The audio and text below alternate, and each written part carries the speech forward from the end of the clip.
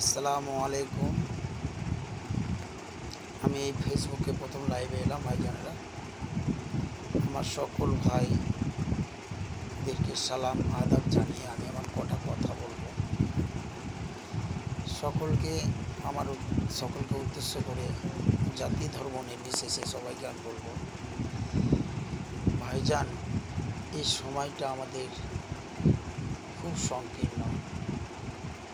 তাই সবাইকে বলি, এই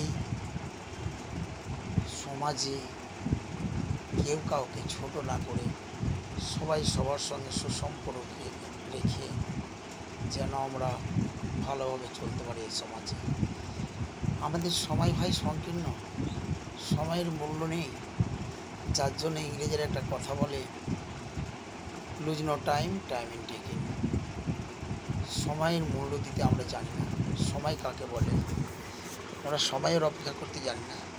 তাই আমার ভাই সকলকে বলবো, আপনারা সবাই নিজের একটু দিক ভাবুন যে আমরা যেন সকলকে নিয়ে, সব ভাইদেরকে নিয়ে চলতে পারি। এই তো সামান্য একটা জীবন।